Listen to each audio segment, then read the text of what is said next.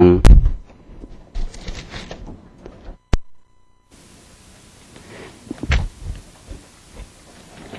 하나님 말씀 구약성경 창세기 14장 17절 말씀 보시겠습니다.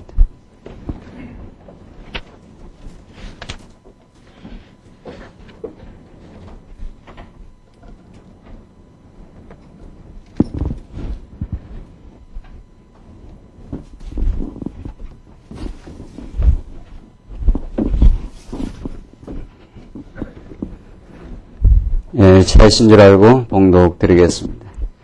구약성경 창세기 14장 17절 말씀입니다. 아브라함이 그돌라오멜과 그와 함께한 왕들을 파하고 돌아올 때에 소돔 왕이 사회 골짜기 곧 왕곡에 나와 그를 영접하였고 살렘 왕 멜기세덱이 떡과 포도주를 가지고 나왔으니 그는 지극히 높으신 하나님의 제사장이었더라. 그가 아브라함에게 축복하여 가로되 천지의 주제시요 지극히 높으신 하나님이여 아브라함에게 복을 주옵소서.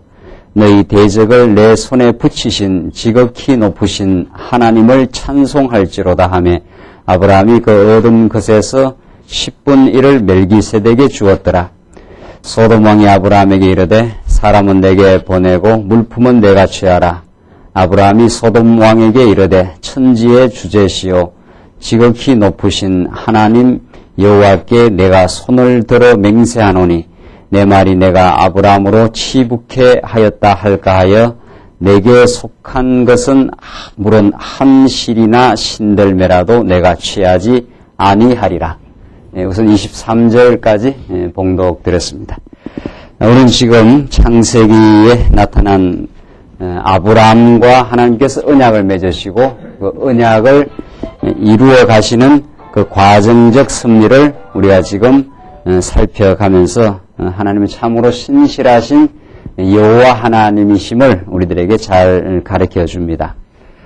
우리는 지금 아브라함 그리고 이제 계속해서 이삭 혹은 야곱으로 이어지는 이제 긴 이제 언약 성취의 그 여행을 이제 앞으로 할 터인데 우리가 이제 이 성경에 하나님께서 자신을 그 계시하시는 그 기본 원리와 또 과정적인 그 섭리의 그 특징을 우리가 잘 이해하는 것은 하나님을 우리가 올바르게 이해할 뿐 아니라 하나님께서 언약을 이루시는 그 섭리 가운데 우리를 이 땅에 두시고 지금 이끌어 가시는 그 섭리의 그 방법적 원리를 우리가 잘 깨달을 수가 있습니다. 사실은 그 원리를 생각하면 아주 간단합니다. 하나님이 자기 택한 백성, 언약 백성에게 복 주시기로 약속하면 그 복은 반드시 이루어진다. 그 말이죠. 성경은 그 핵심 내용을 가지고 성경 전체가 전개되고 있습니다. 그것도 더 근본적으로 말하면 하나님이 역사 가운데서 그때야 생각을 하시고 이 사람 이렇게 지어오는 사람 가운데 내가 이 사람에게 복을 주어야 되겠다. 이렇게 역사 가운데 생각하시고 하나님이 언약을 맺으신 것도 아닙니다. 우리가 지금 성경 전체의 그 흐름을 알고 있는 한 언제 하나님께서 이미 택한 백성, 언약 백성을 정해 놓으셨다는 겁니까? 언제? 창세 전이. 자, 그러니까 우리가 지금 아브라함, 처음에 우리의 창세기에서 아담을 하나님이 지으시고 언약을 맺고 쭉 섭리를 해가시고 이제 노아를 거쳐서 이제 노아의 자손 가운데 셈의 자손에서 아브라함을 하나님께서 선택하셔서 아브라함과 이제 언약을 맺으시고 역사를 이제 이끌어 가십니다. 아브라함, 이삭, 야곱으로 이어지는 이 언약 성취의 역사를 이루어 가시는데 지금 제가 방금 말씀드린 말씀 대단히 중요한 말씀인데 하나님의 역사가 이렇게 진행되는 걸 봐서 아브라함도 있고 뭐 그 이후에 여러 인물들이 있는데 하나님이 이렇게 보시다가 아브라함이 참 하나님을 잘 섬길 만한 어떤 자질이 있구나. 저놈이 나를 잘 섬겨서 나를 영화롭게 하겠구나. 이렇게 하나님이 이렇게 역사 가운데서, 역사의 진행 가운데서 이렇게 보시다가 아브라함을 하나 선택을 해야 되겠다. 이렇게 해서 아브라함을 선택한 것이 어떻게 해요? 아니라는 사실이에요. 그렇게 아브라함을 선택한 것이 아니고 이미 하나님이 아브라함을 선택하고 자기 백성을 삼으시고 그 아브라함을 어떤 삶을 인도하셔서 어떻게 하나님께서 최종적으로 아브라함을 불러가실 때까지의 모든 아브라함의 인생의 프로그램은 언제 이미 창세전 하나님의 영원 안에서 영원한 작정 가운데 하나님께서 다 예비하고 정해져 있습니다. 그래서 아브라함이 복을 받고 살 것이 하나님 만세전 하나님의 작정과 예정 안에서 다 이루어져 있다는 거죠. 자, 그렇다면은 하나님께서 그렇게 만세전에 다 예정해놨으면 그것은 불변해요. 하나님이 당신이 뜻을 정해놨기 때문에 그것이 어떤 역사적 상황이나 아브라함의 삶의 어떤 형편이나 아브라함의 순종이나 불순종이나 관계없이 영원한 결정이기 때문에 그것이 어떻다는 거예요? 어떻다는 겁니까? 예? 거기에 뭐 문제가 있을 수 있습니까? 그것이 변개할 수가 있느냐 이 말이죠? 같이 해요. 혼자 하면 힘드니까. 지금 앞으로 이제 2시간이나 강의해야 되거든요. 이 영혼 안에서 하나님께서 작정해 놓은 것이 뭐 바뀔 수가 있습니까? 어떻게 뭐 변개될 수가 있습니까? 취소될 수가 있습니까? 어떻습니까? 절대로 바뀔 수가 없어요. 절대로. 자, 그러면은 바뀔 수 없는 영원한 작정이거든요. 영원이라는 것은 시작도 없고 어때요? 끝도 없는 거예요. 뭐 시작이 있어야 이렇게 진행하다가 뭐 끝이 있고 바뀌기도 하고 역사 속에서 사람 마음은 이렇게 진행하다가 바뀌기도 하고 이러지 영원한 작정이기 때문에 바뀌지도 않습니다. 자, 그러면은 하나님께서 그렇게 영원 안에서 사랑하기로 작정했으면 그냥 영원히 사랑하면 되잖아요. 그런데 이제 하나님께서 이 영원한 작정을 이제 펼치면 쭉 이렇게 역사 가운데 이제 막 주름이 펴지듯이 역사 가운데서 이제 하나님의 뜻이 이제 펼쳐지는데 그 펼쳐지는 과정에 온갖 이제 사건이 발생을 합니다. 우리는 이제 아브라함 사건을 중심으로 해서 공부를 해 나가는데 아브라함이 선택받아서 나중에 하나님이 아브라함을 부르시는 날까지 온갖 사건이 전개돼요. 수많은 사건의 전개가 이루어져요. 이걸 하나님께서 왜 그렇게 역사 가운데서 구비를 섭리하시는가? 이게 이제 성경을 보는 기본 목적입니다. 왜 하나님이 이미 영원한 하나님의 언약 백성으로 정해놓으셨는데 아브라함 한평생을 그렇게 구비도 많고 사연도 많고 복잡한 일도 많게 섭리해 가시느냐. 그 섭리의 과정적 특징을 우리가 잘 알아야 우리가 창세기를 참으로 우리가 깊이 있게 읽을 수 있고 하나님의 깊은 뜻을 우리는 읽을 수가 있습니다. 자, 그러니까 이걸 전제를 하고 이제 창세기를 보시면은 이제 첫 번째 아브라함에게 언약을 했는데 우리 가나안 땅을 언약해요. 첫 번째는 가나안 땅을,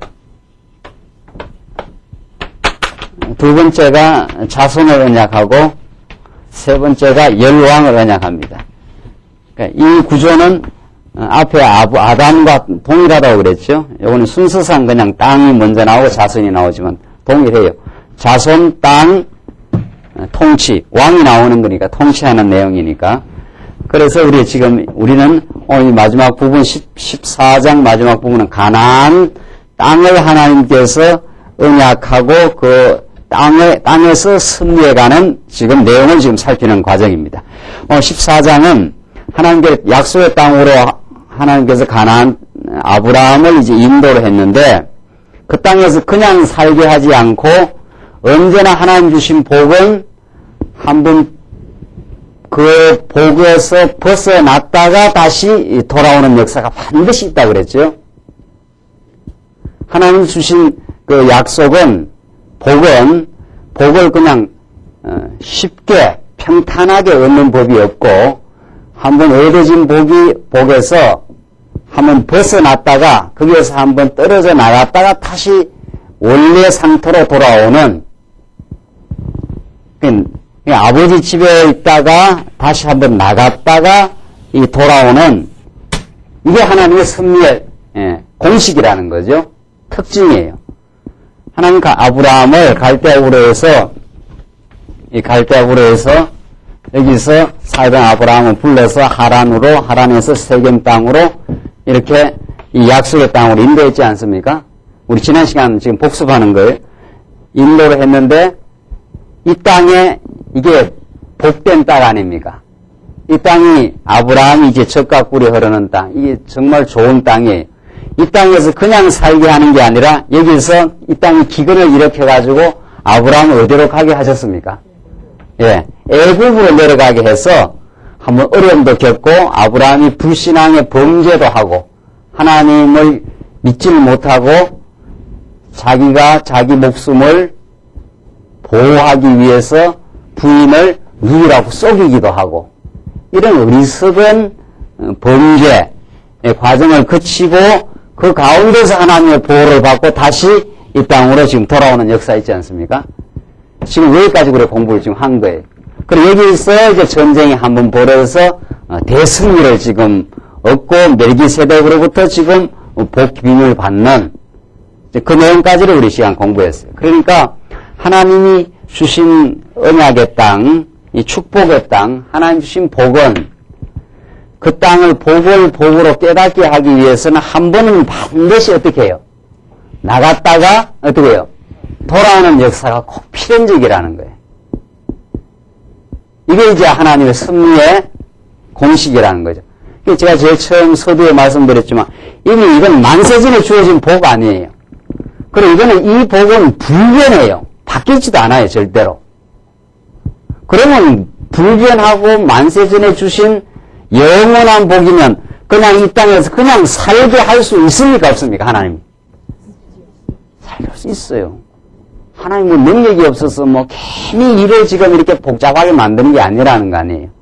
그냥 이 땅에서 영원 무궁토록 기근도 없이 기근이 없으면 아브라함이 가겠어요? 어디 여기서 그냥 살지? 그냥 여기서 살게 하면 되는데 꼭 이제 하나님이 사건을 일으킨다는 거 아니에요? 그렇죠?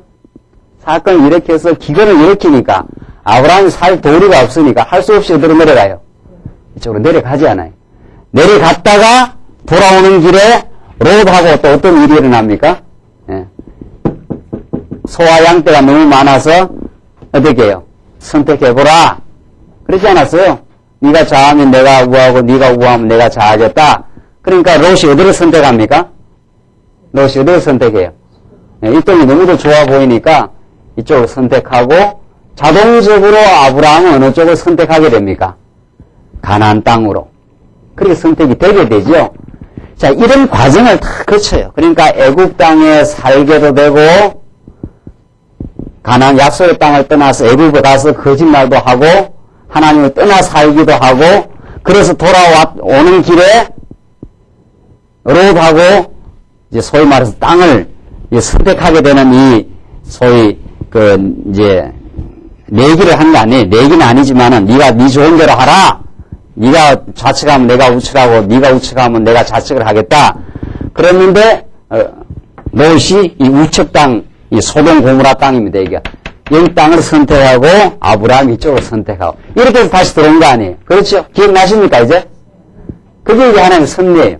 자, 이런 섭리의 과정을 계속 이렇게 과정을 겪어 나가는 것은 왜 그렇게 하시느냐 이거죠? 그것은 이 약속된 땅이 하나님 주신 이 약속된 땅이 참으로 하나님의 은혜로 준 땅이고 하나님의 약속에 의해서 주권적인 선물이라는 것을 아브라함으로 하여금 깊이 깨닫게 하려는 목적이에요. 그게 이제 성경 전체를 끌어가는 목적이에요. 우리 삶을 지금 승리하는 목적이라는 거예요. 만약에 하나님께서 아브라함은 여기 그냥 이 가나안 땅이 첫째 지금 약속인데 이게 아브라함과 맺은 언약, 이게 복이거든요. 이 복을 주신 가나안 땅을 그냥 살게 하면은 이걸 깊이 못 느낀다는 거예요. 참, 인간은 하여튼 묘하고 어쩔 수 없어요. 인간에게는 어쩔 수 없이 한번 주어진 것을 그 복에서 한번 벗어났다가 그쪽으로 돌아와야 복임을 알아요. 여기 가서 한번 된통 어려움을 한번 겪고 나서 이쪽으로 와야 아이고 하나님 이게 복이구나. 롯과의 사건을 통해서 롯이 어쩌면 이쪽으로 이렇게 선택하게 되고 자동적으로 내가 이렇게 약속의 땅으로 하나님의 계획 따라서 착착 오게 되었구나. 이게 아브라함의 인생 경험에서 계속 배어 들어가는 하나님의 그 섭리입니다. 그게 우리의 지금 언약 백성에게도 하나님이 우리를 영원한 천국을 주셨고 지금 복으로 인도해 가신다는 걸 하루, 이틀, 3일, 1년, 2년, 3년을 겪으면서 계속 우리의 피와 살이 돼도 경험하게 하시는 하나님의 섭리 과정이에요. 그래서 아브라함이 나중에 정말 믿음의 사람으로 변모해요.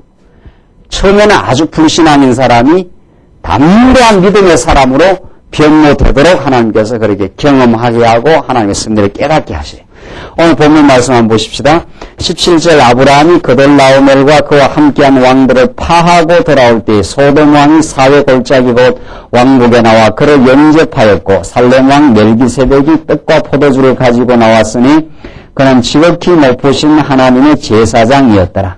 자, 여기서 전쟁이 벌어져 가지고 아브라함이 거기 잘 살고 있는데 돌아와서 살고 있는데 그 땅 기득권을 가지고 있던 왕들이 반란을 일으켜가지고 자기들끼리 전쟁이 일어났어요. 그래서 롯을 잡아가는 바람에 아브라함이 자기가 기르고 있던 사람들 데리고 가서 전쟁을 일으켜서 대승리를 거두었어요.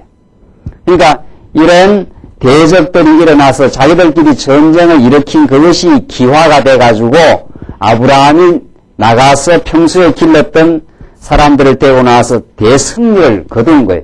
이것도 하나님께서 아브라함에게 반드시 이 땅에서 패배하지 아니하고 너가 지금 먼 이방 땅에서 왔지만은 이 땅에서 보호받고 승리하게 된다는 그 아브라함에게 믿음을 주시는 장면이에요. 그래서 승리하고 지금 돌아오는 길인데 살렘 왕 멜기세덱이라는 자가 아브라함의 복을 빕니다. 뭐라고 그런가 보십시다. 19절 그가 아브라함에게 축복하여 가라되 천지의 주제시여 지극히 높으신 하나님이여 아브라함에게 복을 주옵소서. 자, 그러니까 아브라함에게 복을 주옵소서라고 멜기세덱이 이때 복을 비니까 복이 왔습니까? 그렇습니까? 지금 많은 사람들이 멜기세덱 이 사건을 통해서 멜기세덱이 복을 빌어주니까 아브라함이 뭘 바쳤다? 예? 11조를 바쳤다는 거예요. 그러니까 이렇게 하나님께서 복을 빌어주니까 아브라함이 11조를 바치지 않았는가?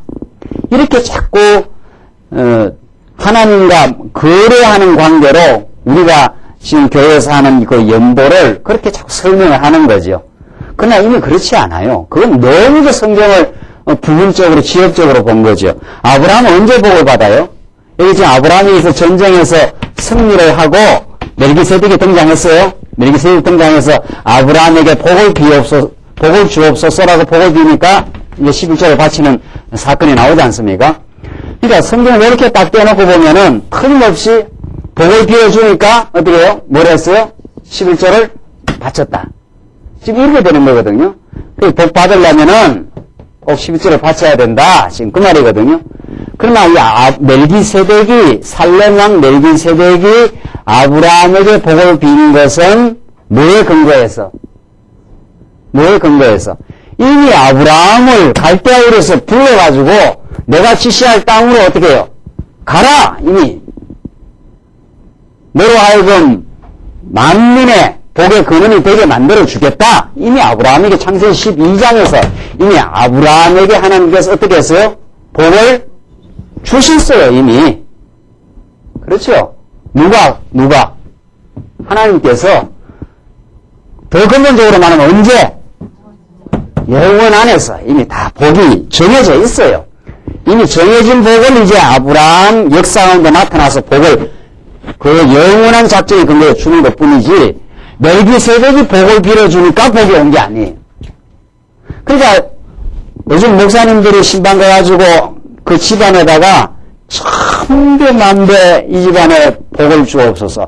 그러니까 목사를 꼭 신방 오라 한다는 거 아니에요? 목사가 무슨 제사장이나 되는 것처럼 이 멜기세덱 제사장이 복을 빌었으니까, 그러니까 지금 아브라함이 지금 복을 받아 잘 산단 말이죠. 그러니까 목사는 뭐 비스무리하게 지금 되어 있는 겁니까? 뭐 비슷하게 되어 있는 거예요? 제사장 비스무리한 거, 하나님 계시고 구약에 제사장이 있고 백성이 있는데, 백성이 직접 하나님께 나갈 수 있습니까? 절대로 못 나가요. 백성이 만약에 하나님이 계신 지성소로 그냥 나갔다가는 그 즉사해버려요. 이게 하나님이 계신 지성소, 이게 지성소 아닙니까? 이 성전에 제사장만이 하나님이 계신 지성소로 나아가려면은 제사장이 뭐를 가지고 나가야 돼요? 예? 뭐를? 양을 잡아서 양의 피를 가지고, 그것도 그냥 양을 잡으면 안 되고, 깨끗하고 흠없는 양의 피를 잡아서 그 피를 가지고 어디로 들어가야 돼요? 어디죠? 지성소로 들어갈 수 있어요. 그 지성소가 하나님 계신 곳이거든요, 구약에는. 그러니까 백성은 절대로 여기 못 들어가요. 그러니까 반드시 누구를 통해서만 들어갈 수 있어요. 제사장을 통해서만. 그것도 그냥 제사장도 아니에요. 대제사장이라야 어디까지 들어갈 수 있습니까? 지성소로 들어가요. 자, 그러니까 구약의 제사장이라는 것은 엄청난 지위예요. 이거는. 이 그야말로 요즘식으로 말하면 카리스마가 있는 그 지위예요. 이거는 아무나 그렇게 될 수 있는 게 아니에요. 특별한 하나님의 레위 반차에서, 아론 지파에서 나온 사람들만 꼭 이 제사장이 될 수 있어요. 그런데 오늘 지금 이 멜기세덱은 레위 반차보다 더 높은 반차라 그래요. 이 하늘의 제사장 반차에. 그러니까 레위 반차가 백성을 이끌어가는 이 제사장인데, 레위 반차가 레위 지파보다도 더 높은 게 이 멜기세덱 반차예요. 그러니까 구약의 레위 제사장은 또 제사 드리다가 죽으면 그 자손이 또 제사를 드리고 또 그 자손이 드려서 이게 한정적이에요, 한정적. 그 구약 제사의 이 한계입니다, 한계가 있어요. 그러니까 멜기세덱 반차, 레위 지파보다 더 우월한 하늘의 제사장, 멜기세덱 반차를 통해서 예수 그리스도가 앞으로 오겠다. 지금 그 말을 지금 히브리서가 지금 말하고 있거든요. 히브리서 5장, 6장, 7장 계속 나가면은.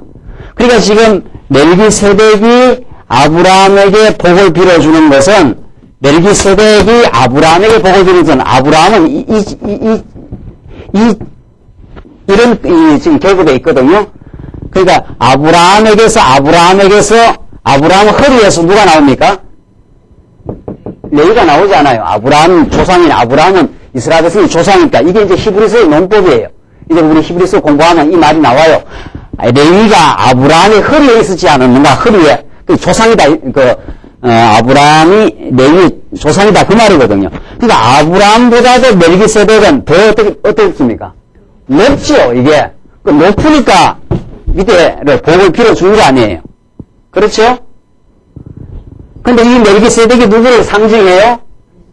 예? 이 아브라함의 허리에서 나온 자손인 레위 제사장들은 또 죽고 또 새로운 제사장이 나오고 또 나오고 이렇게 반복되니까 이 구약의 제사 제도를 다 이제 폐하고 한 번에 영원히 들으신 제사장 제도를 다시 세우겠다. 이게 히브리서예요. 그게 바로 누구예요? 이건 멜기세덱 반차를 따라 나온 누구예요? 영원한 제사장이다 이 말이거든요. 그렇죠? 근데 뭐 멜기세덱이 누구라면서요? 지금? 예, 멜기세덱이 어느 할머니가 멜기세덱 반차를 따라왔다면서요. 그건 너무도 복음을 모르는 내용이에요. 구약의 레위 지파 제사장만 해도 이게 대단한 건데, 이 인간 제사장보다도 반열이 월등 높아요. 멜기세덱은 난 날도 없고 죽은 날도 없어요. 이 제사장. 이 하늘의 제사장이라 그래요. 이 하늘의 영원한 제사장의 반차를 따라 예수가 오시는 거예요. 그러니까 멜기세덱은 누구의 예표예요? 예수의 예표예요. 예수의. 예수님 자리예요. 이 자리가. 자, 그러니까 이렇게 제사장은, 구약의 제사장은 굉장한 이 특권적인 지위예요. 이거는 아무나 되는 게 아니에요. 그리고 이 특권적인 지위는 누구를 가리키는 거예요? 예수를 가리켜요.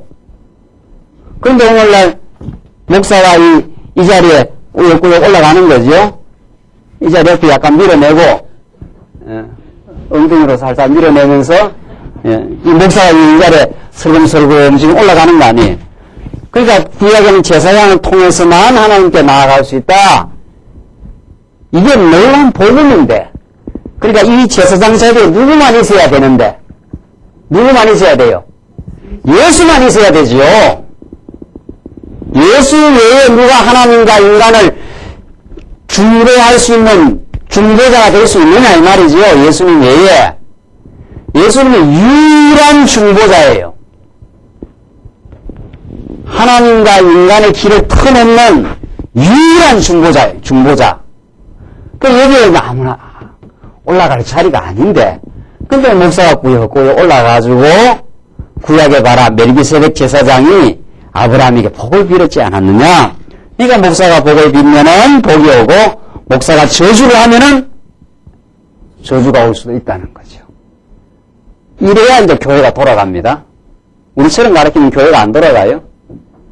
우리 말씀문처럼 가르치면, 그러니까 세속적인 목회는 안 되는 거지요. 그런 목회는. 근데 진짜 진리에 의한 목회는 되는 거지요. 진리에 의해서 성도님들이 진리를 잘 배우면, 배우고 나면 그때부터는 돌아가는 게 아니라 누구라도 진리 안에서 그렇게 힘있게 살아가요. 오늘 이 멜기세덱이 아브라함에게 복을 빌어주고 11조를 내는 이 사건을 히브리서가 너무도 자세하게 가르쳐주고 있어요. 히브리서 지금 당장 지금 할 수가 없잖아요. 수요일날 하는 거 수요일날 나와서 공부하시고, 이 사건을 히브리서가 아주 주목해가지고 이 사건을 이제 강조를 해서 영원한 제사장 멜기세덱 반차, 아브라함의 허리에서 나온 레위, 구약의 레위의 제사장보다도 더 우월한 반차, 계급이 훨씬 높다 이 말이에요. 이거는 멜기세덱은 일반 제사장하고는 비교가 안 되는 하늘의 제사장, 영원한 제사장으로 예수 그리스도가 오신다. 그래야 우리에게 단번에 십자가에서 모든 죄를 다 사해버렸다. 구약 제사는 그때 또 죄를 사하고, 또 그 다음에 나오는 백성은 또 누가 죄를 사야 돼요? 그 다음 제사장이 또 1년에 한 번 또 제사를 드려야 되고, 근데 또 드리고 하는 제사를 예수님은 어떻게 해요? 멜기세덱 반차를 따라오신 예수님은 어떻게 해요? 단번에 영원히 끝내버렸다. 이게 히브리서의 복음이에요.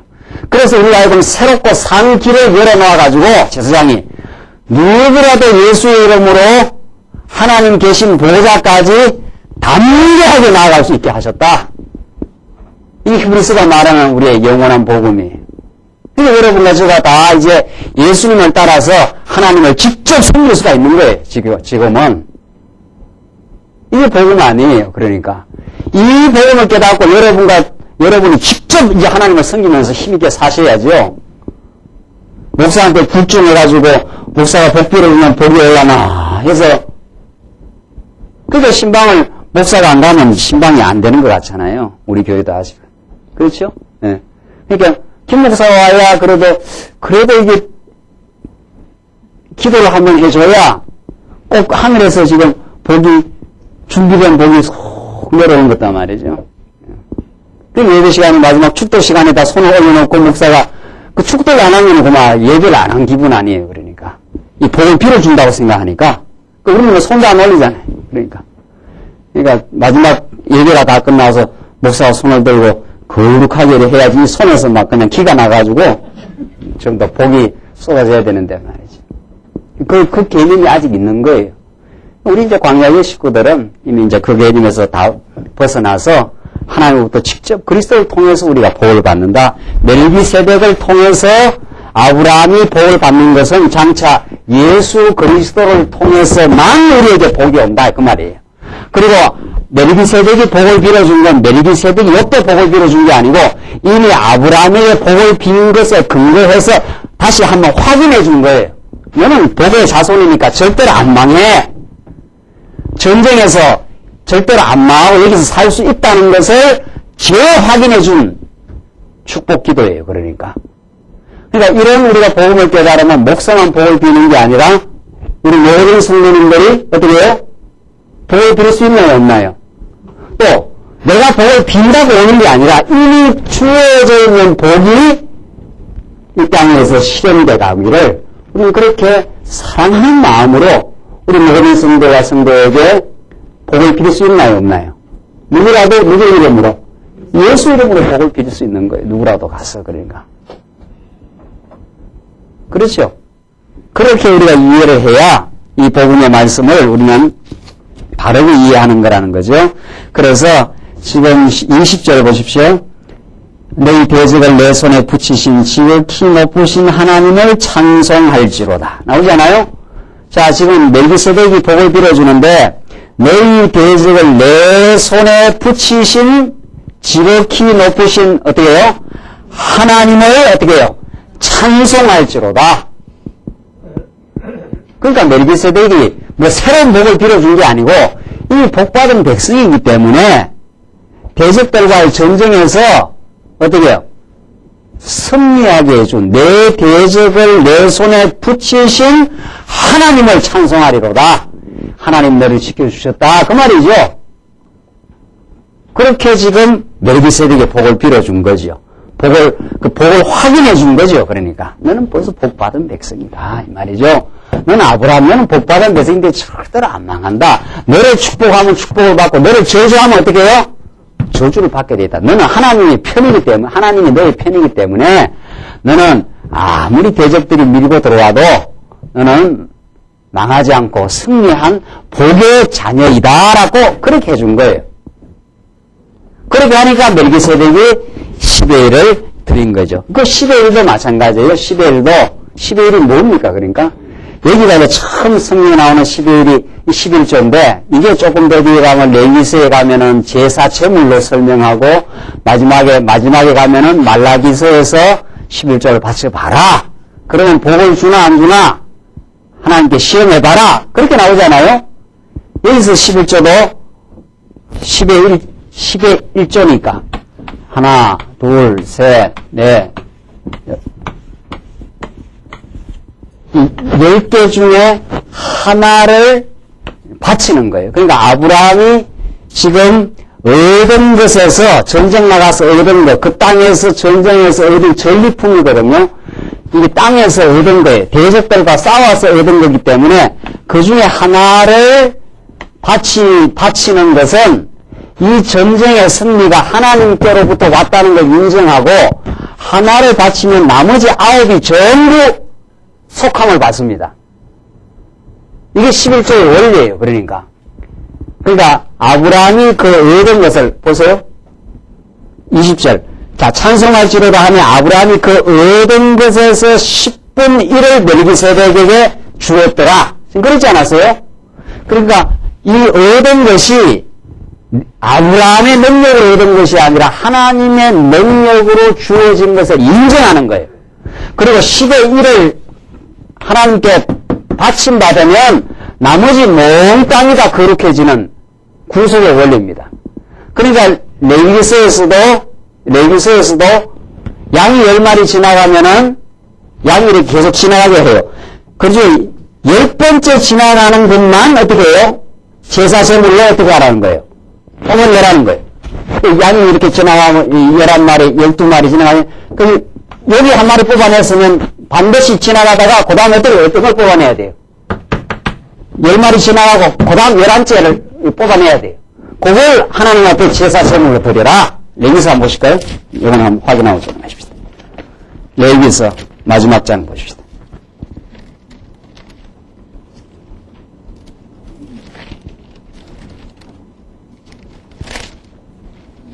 여기서 27장 32절 말씀 보십시다. 정말 그렇게 되어 있는가 여러분들이 확인을 해야 이제 믿음이 오니까 보십시다. 레위기 27장 32절 소나 양의 10분의 1은 막대기 아래로 통과하는 것을 뭐라 그랬습니까? 열째마다 했지요. 10번째 되는 것마다 여호와의 거룩한 것이 되리니 그 우열을 교개하거나 바꾸거나 하지 말라. 바꾸면 둘 다 거룩하리니 속하지 못하리라. 그렇게 되어 있죠. 틀림없지요. 자, 제사 제물을 지금 바치는데 소나 양의 10분의 1은 막대기 아래로 쭉 통과를 시키면서 어떤 것만 뽑아내라는 거예요. 열째마다 여호와의 거룩한 것이 돼요.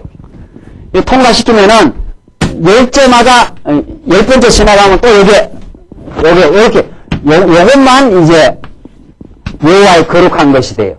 그런데 지나가다 보니까 요게 더 토실토실하고 10번째 넣으면 대실대실해요. 김 목사처럼 생겨가지고. 이건 별로 안 좋은 거구나.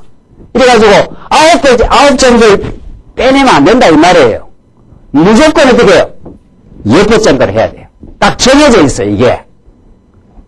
하나님께 드려질 제물이 어떻게 해요?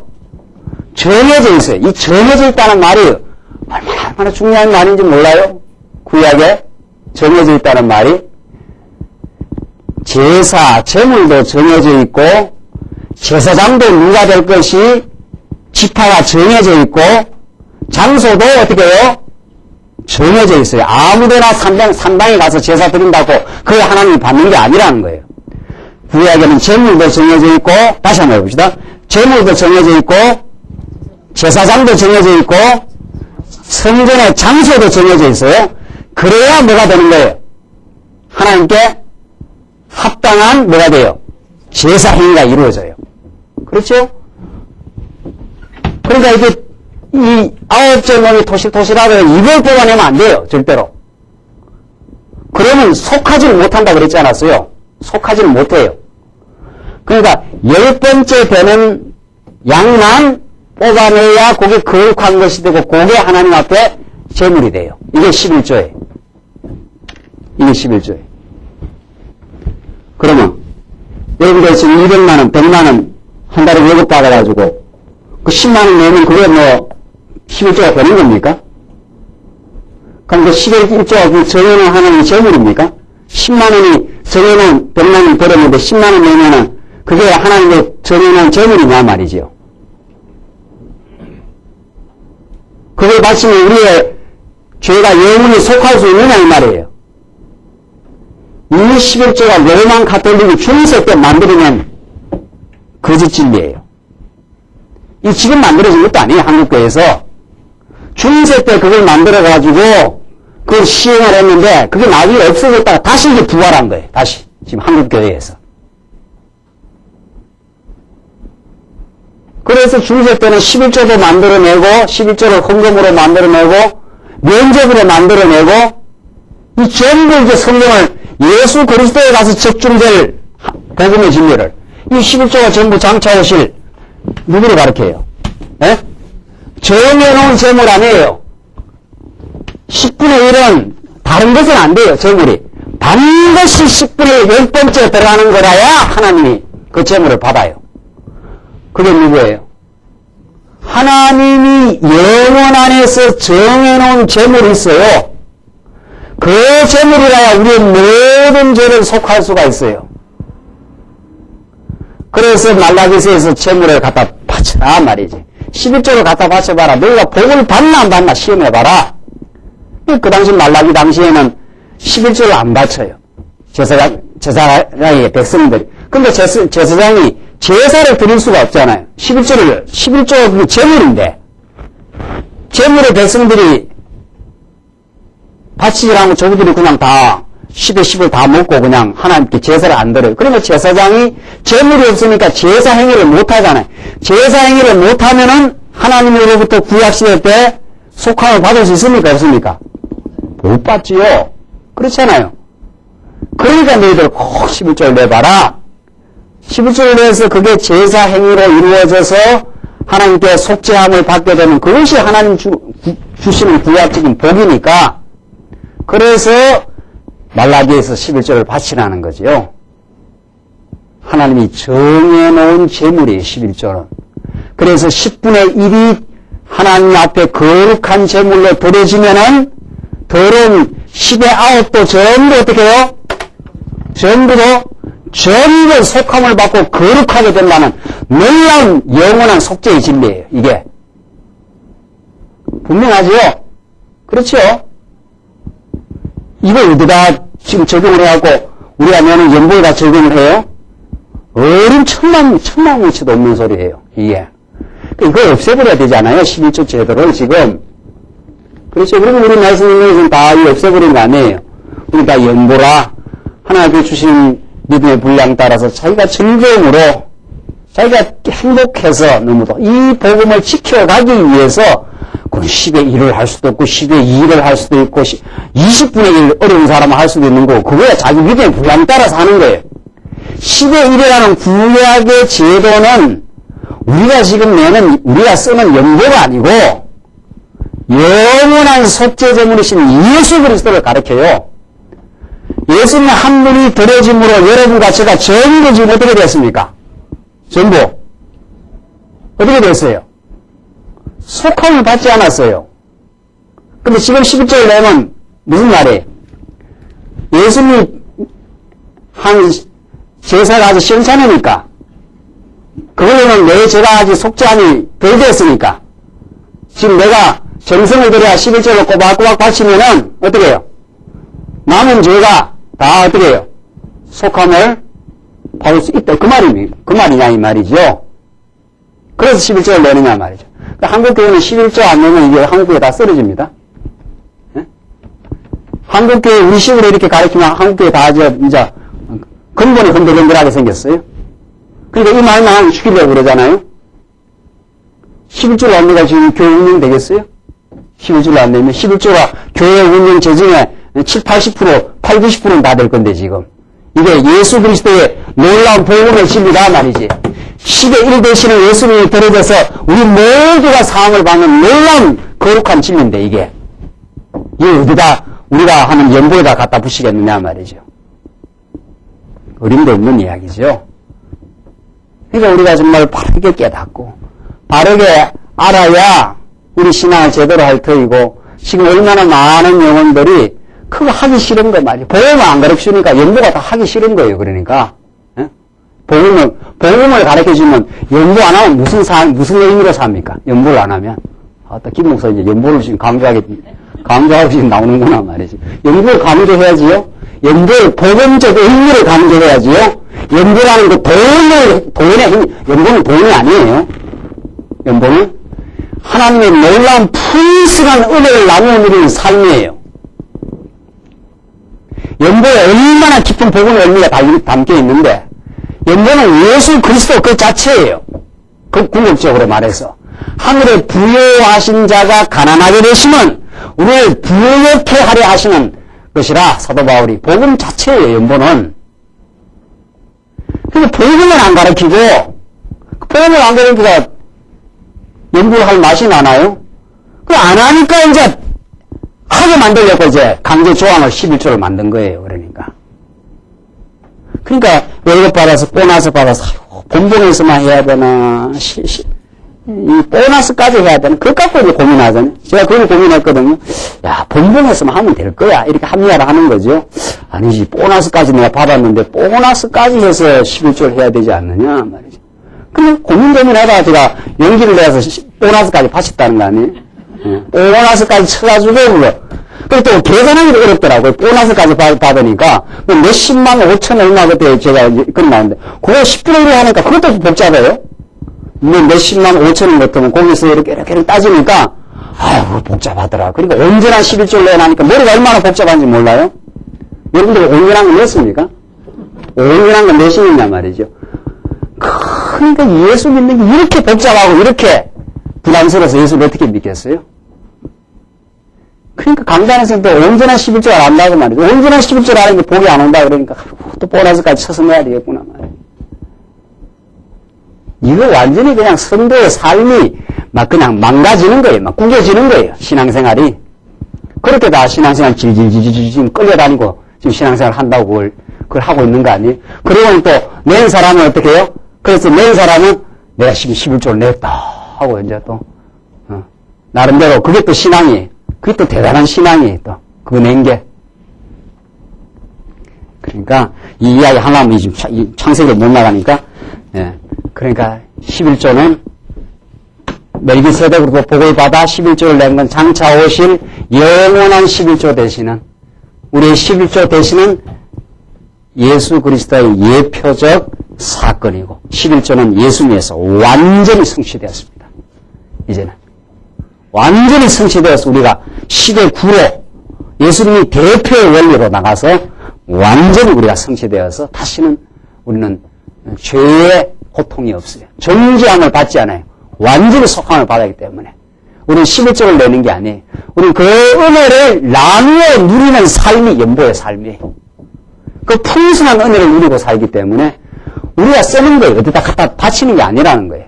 구약은 갖다 바쳐야 돼요. 헌물이에요. 전부 하나님께 갖다 바치는 거고 신약은 너무나 놀라운 복을 받았기 때문에 하나님 우리 돈을 안 쓸 데가 없습니다. 하나님 돈을 어디다 쓰겠어요? 여기 만원짜리 10만원짜리 그 하나님 쓸 데가 하나도 없어요.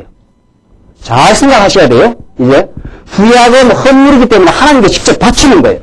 그러니까 바치는 거기 때문에 그 바치는 자리에 예수님을 직접 바쳐진 거지요. 그렇죠? 예수님이 하나님의 영원한 제물로 바쳐진 거예요. 그러니까 오늘날 이 시대는 하나님께 바치는 게 아니에요. 너무나 많은 것을 우리가 받았기 때문에 그 풍요함을 나누어 누리는 거예요. 지금 풍요하지 않은 가난한 영혼들에게 영혼이 가난한 영혼들이 우리 주변에 너무 많기 때문에 그 풍요한 것을 나누어 누리기 위해서 내가 힘 흘려 땀 흘려 버린 것을 내가 쓰는 거예요. 그래도 재직회 연보를 내가 참석을 해야 된다는 거 아니에요. 우리는 재직회가 있는 교회도 있다면서요 요즘에. 예? 그게 무슨 교회예요? 그러니까 내가 지금 내가 지금 쓰는 거예요. 그러니까 어디다 갖다 바치기는 누가 쓰라고. 내가 지금 은혜에 감동해서 냈으니까 이 돈을 이렇게 쓰면 좋겠다 하는 게 재직회예요. 그러니까 그래서 참석해서 이렇게 쓰기로 하십시다. 이렇게 쓰기로 하십시다. 이렇게 쓰는 것이 더 우선적이었습니다. 이렇게 여러분의 믿음을 가지고 여러분이 관리를 하고 여러분이 쓰는 거 확인하고 그렇게 하는 거죠. 누구한테 갖다 바쳐요. 가시기는. 그러니까 아직도 지금 갖다 바친다고 생각하니까 로만 가톨릭에서는 전부 그 교황청에서 다 관리하고 그 행태를 따라서 개신교가 지금 그 짓을 하고 있잖아요. 지금. 그 성도들은 다 바보가 된 거예요. 전부. 내기만 하면 복 받는다 하니까 갖다 바치고는 어디다 쓰는지도 모르는 거예요. 그게 그 돈이 지금 어디로 돌아가는지도 모르고 그 돈이 지금 어느 구석에서 어떻게 지금 어떻게 쓰여지는지도 모르는 거예요. 지금. 교회가 이렇게 돼버리고 가는 거 아니에요. 점점. 그거 아니에요. 깨닫고 내가 여기에 써야 되겠구나. 내가 이 복음을 위해서 써야 되겠구나. 쓰고 확인하고 여러분들이 보람을 가지고 기쁘게 살아가시는 삶이죠. 철두철미하게. 여러분의 사랑의 수고니까. 여러분이 그게 하나님께 주신 믿음의 분량 따라서 그렇게 하는 거니까. 그래서 11조 멜기세덱 전부 장차 오실 메시아에 대한 그림자적 예표라는 것. 21절 소돔 왕이 아브라함에게 이르시되 사람은 내게 보내고 물품은 내가 취하라. 아브라함이 소돔 왕에게 이르되 천지의 주제시여 지극히 높으신 하나님 여호와께 내가 손을 들어 맹세하노니 내 말이 내가 아브라함으로 치북케 하였다 할까 하여 내게 속한 것은 물론 한 실이나 신들매라도 내가 취하지 아니하리라. 참 아브라함이 이때는 굉장히 믿음의 지금 행위를 지금 하고 있는 거죠. 그러니까 아브라함이 점점 믿음이 지금 자라나오고 있는 중인데 소돔왕이 뭐라 그러냐 하면 사람은 내게 보내고 물품은 내가 취하라. 네가 그 전리품을 많이 취해왔는데 그러니까 아브라함이 소돔왕한테 이른데 그렇게 안 한다는 거예요. 천지의 주제시여 지극히 높으신 하나님 여호와께 내가 손을 들어 맹세하노니 내 말이 내가 아브라함으로 치북케 할까 하여. 야 그러면은 네가 지금 너 때문에 지금 내가 아브라함이 너로 인해서 내가 치부 부를 내가 얻었다. 이렇게 내가 할까 해서 내게 속한 것은 내가 하나도 취하지 않겠다. 아브라함이 이 하나님의 주권을 믿은 거지요. 그래서 24절 오직 소년들의 먹은 것과 나와 동행한 아넬과 에스볼과 마무리의 분깃을 제할지니 그들이 그 분깃을 취할 것이니라. 그러니까 아브라함이 전쟁에서 승리하고 나서 믿음이 부쩍 자랐어요. 전쟁에서. 아브라함이 지금 여기 이미 텃세를 부리고 있는 그 사람들 속에 지금 들어간 거 아닙니까? 그 속에서 전쟁이 승리되고 멜기세덱의 복을 빌어주는 그 사건을 통해서 점점 아브라함이 이제 믿음이 성장해 갑니다. 그러니까 소돔 왕이 물품은 내가 취하라 그러니까 내가 그렇게 안 하겠다. 하나님이 내게 주신 복이 있고 하나님이 내게 주신 복으로 나는 만족하고 너 때문에 내가 치부하였다 하는 그 소리 나는 듣질 않겠다. 이렇게 아브라함이 당당하게 하나님 앞에서 하나님의 주권적인 능력을 지금 의지한 거죠. 참 놀라운 거죠. 참 이게 참 소중한 믿음이죠. 이 믿음을 하나님이 주신 거죠. 정말 우리가 그런 믿음으로 가지고 살면 우리 누구 앞에서도 비굴할 이유도 없고 누구 앞에서도 빌빌댈 이유가 없는 거죠. 진짜 이 믿음이 들어가기만 하면. 왜? 하나님이 벌써 내게 주신 복이 터짐없이 내게 주신 복은 내게 온다는 거죠. 그 복도 이 세상에 누리는 복이 아니라 더 근본적인 어떤 거? 영원한 복이 있으니까. 그러니까 제가 늘 말씀드리지만 우리 예수를 제대로 믿는 사람, 예수를 정말 믿고 사는 사람은 하늘의 부요한 신령한 복을 이미 받은 사람이기 때문에 부자입니다. 부자예요. 아브라함이 지금 그걸 깨달은 거 아니에요? 내가 나를 지금 치북해 지금 하였다 할까 하여 내가 신이 하나도, 신들매 하나라도 내가 안 취하겠다. 이렇게 아브라함이 전쟁에서 승리하고 나서 멜기세덱으로 또 복빔을 받고 나서 그 확신을 얻은 거예요. 이렇게 하나님의 믿음의 사람은 하나님께서 믿음을 주어서 당당하고 힘있게 살아가도록 그렇게 하나님이 믿음의 행위를 하게 하신다는 거죠. 그 얼마나 참 이렇게 멋있게 삶을 지금 아브라함, 또 그의 뒤에 가면 아브라함이 실수할 때도 있고 범죄할 때도 있고 불신할 때도 있지만 하나님 붙들어주는 그 한에 있어서는 내가 한 시일이라도 신들매라도 내가 안 취하겠다. 내게 주신 복으로 충분하다 이 말이죠. 내게 주신 복이 엄청나게 많다 이 말이죠. 가난하지 않다 이 말 아닙니까? 그러니까 결국은 빈곤하거나 가난한 삶이 아니라는 거예요. 예수 믿는 삶은 은행 통장에 동그라미가 많아야 부자가 아니라 하늘 은행에 동그라미가 우리 무수히 많은 거예요.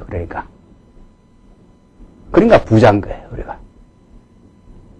그 부자는 뭐 당당한 거지요. 뭐 부자는 옷 뭐 그렇게 허술한 거 그냥 입고 다니도 상관없어요. 예? 이미 집에 가면은 막 든든하니까. 아브라함이 지금 그런 거 아니에요? 우리 그렇게 예수 믿는 거죠. 15장 넘어가십시다. 15장에 보시면은 15장은 이제 자손 번창 그 언약입니다. 자, 가나안 땅에서 하나님께서 한번 훈련도 시키고 애굽 땅으로 데려왔다가 다시 데리고 오고 전쟁에서 승리해서 그 땅을 다시 차지하게 했지요. 그 다음 단계로 이제 넘어갑니다. 자손 번창 언약으로 넘어가겠습니다. 15장 보시면은 자손에 대한 언약인데 1절로 3절을 보십시다. 여호와의 말씀이 인상 중에 나타나서 아브라함에 임합니다. 어떤 말씀이 임한가 보십시다. 이후에 여호와의 말씀이 인상 중에 아브라함에게 임하여 가라사대 아브라함아 두려워 말라. 나는 너의 방패여 너의 지극히 큰 상급이니라. 자, 이게 하나님이 지금 이상 중에 나타나서 지금 아브라함에게 지금 해주시는 너무도 놀라운 위로의 말씀입니다. 두려워하지 말라. 아브라함 너 주위에 대적들이 많고 그렇게 지금 있어도 두려워할 이유가 하나도 없다는 거죠. 왜냐하면 나는 너의 방패여 너의 지극히 큰 상급이니라. 방패라는 게 뭡니까? 방패라는 게. 전쟁할 때 방패가 뭐 하는 거예요? 대적이 아무리 불화살을 쏴대도 하나님이 어떻게 해요? 다 막아주시겠다는 거죠. 이게 얼마나 그 든든한 그 위로의 말씀이 되겠습니까? 아브라함한테. 그렇죠? 아브라함이 가로되 주 여호와여 무엇을 내게 주시려나이까? 나는 무자하오니 나의 상속자는 이 다메섹 엘리에셀이니이다. 지금 아브라함이 좀 짜증이 났어요. 지금 하나님이 약속한 땅에 와서 살긴 사는데 아브라함이 12장에서 이미 내 자손이 번창하게 된다. 너는 민족의 정말 조상이 된다. 큰 민족의 그 조상이 된다고 그렇게 이미 약속을 해줬는데 아브라함이 세월은 자꾸 가는데 자식이 생겨요, 안 생겨요? 안 생기잖아요. 그러니까 나는 무자하오니 나의 상속자는 이 다메섹 엘리에셀이니이다. 이 집에서 기르는 이 종이 이게 내 상속자가 되지. 내 지금 자식이 없습니다. 지금 그 말이죠. 3절 아브라함이 또 가로되 주께서 내게 씨를 암히 주셨으니 내 집에서 기르는 자가 나의 후사가 될 것이니이다. 세월은 가는데 자식을 어떻게 하나님 줘요, 안 줘요? 안 주잖아요. 그러니까 지금 내 집에서 기르는 자가 이 다메섹 엘리에셀이 내 지금 후사 상속자가 지금 될 것이지 나는 지금 아무도 아닙니다. 지금 그 말이죠. 4절 그러니까 여호와의 말씀이 그에게 임하여 가라사대 그 사람은 내 후사가 아니라 내 몸에서 날짜가 내 후사가 되리라 하시고. 그럼 뭐 빨리 줄 얘기지. 하나님께서 주지는 않고 그냥 다시 한번 약속만 해주는 거예요. 그래서 5절 그를 이끌고 밖으로 나가 가라사대 하늘을 우러러 무별을 셀 수 있나 보라. 또 그에게 이르시되 내 자손이 이와 같으리라. 하늘의 별을 봐라 말이죠. 저 별들을 내가 셀 수 있겠는가?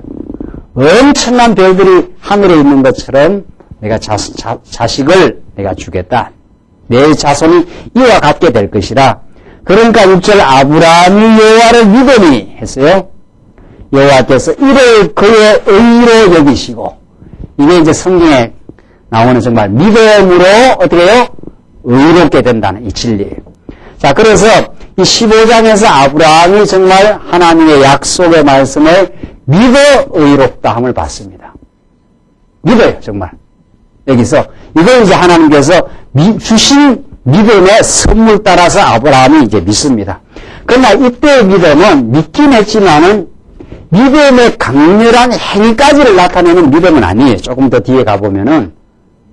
왜냐하면은 아브라함이 지금 이렇게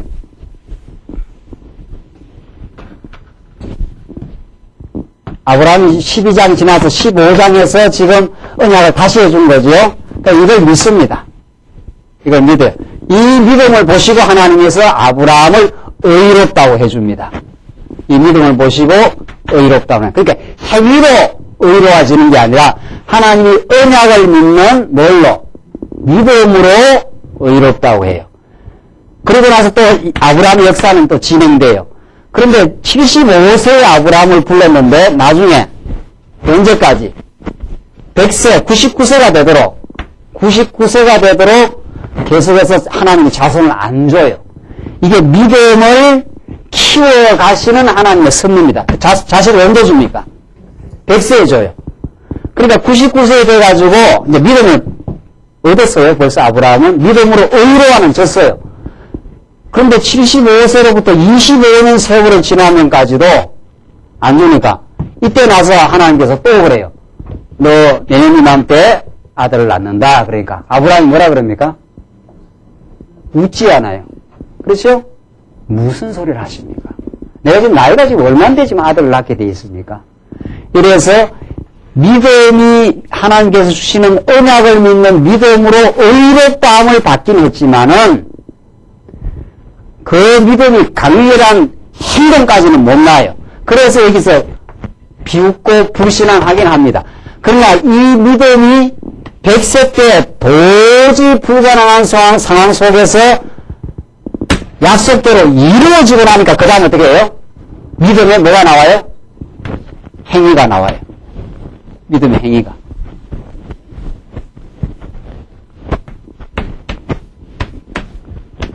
그러니까 이렇게 돼요. 이때 지금 15장에서 믿는 믿음으로 의롭다함을 받는 건 우리가 지금 예수를 믿어서 의롭다함을 받았어요. 그런데 우리가 지금 사는 과정에 믿음의 삶을 살 때도 있고 또 어떻게 되어 있어요? 또 불신앙할 때도 있죠. 그런 거예요. 아브라함이. 근데 이게 언약이 한번 이루어지고 또 이루어지면은 그때부터는 무서운 믿음의 행위가 나오기 시작해요. 그러니까 아브라함이 처음 언약을 받아서 100세가 가는 이 지금 과정을 지금 우리가 배우고 있지 않아요? 예. 그러니까 믿음의 행위가 좀 있다가도 또 도저히 믿을 수 없는 아이고 하나님 그렇게 안 됩니다. 인간 상황에서는 안 됩니다. 이렇게 불신앙하는 삶을 반복해가면서 아브라함이 점점 믿음이 자라가는데 지금 오늘 본문 말씀은 아브라함이 여호와를 믿으니 여호와께서 이를 그의 의로 여기시고 있지 않았어요? 그래서 믿음으로 의롭다 하시는 거죠. 7절 또 그에게 이르시되 나는 이 땅을 내게 주어 업을 삼게 하려고 너를 갈대아 우르에서 이끌어낸 여호와로라. 이렇게 해서 하나님이 지금 아브라함에게 나타나서 내 몸에서 날 자식이 반드시 나온다. 그리고 하늘에 물별이 많은 것처럼 내 자손들이 나온다. 그러니까 아브라함이 지금 자식이 안 생겼으니까 이 집에서 길리는 다메섹 엘리에셀이나 이게 상속자가 되지 어떻게 되겠습니까? 지금 뭔가 아브라함과 하나님과의 계속해서 그 교차하는 지금 그 상태를 우리가 잘 한번 살펴보십시오. 이걸 살펴보면 얼마나 하나님께서 우리를 지금 그렇게 이끌어 가셔요. 그러니까 아브라함은 인간적으로 봐서는 안 될 것 같은 그런 상황으로 자꾸 몰아가요. 그러나 하나님의 뜻은 그런 상황 속에서 이제 내가 이 일을 이루어낸다. 너가 할 수 없는 일을 하나님이 이루어내신다 하는 것을 지금 아브라함과 지금 상호작용을 통해서 계속 지금 그 과정을 창세기는 15, 16, 17장에서 계속 나타나요. 이걸 읽어나가면은 이런 과정에서 아브라함이 불신앙하지만은 하나님께서 언약을 이루어 주시는 그 놀라운 능력을 통해서 아브라함에게 담대한 믿음을 갖게 합니다. 그러니까 언제나 우리의 삶의 역사는 내 힘으로는 어떻게 해요? 안 될 것 같아요. 그렇게 만들어 놓습니다. 지금 내가 지금 나이는 자꾸 먹고 가는데 자식이 안 생기니까 다메섹 엘리에셀이나 어떻게 해요? 후사가 되지요. 이렇게 나가는 거죠. 그렇죠? 근데 하나님의 뜻은 그게 아니라는 거죠. 이 지금 관계를 우리가 잘 살피면은 우리의 삶을 잘 읽어 나갈 수 있어요. 하나님께서는 우리가 안 될 것 같은 상황으로 몰아가요.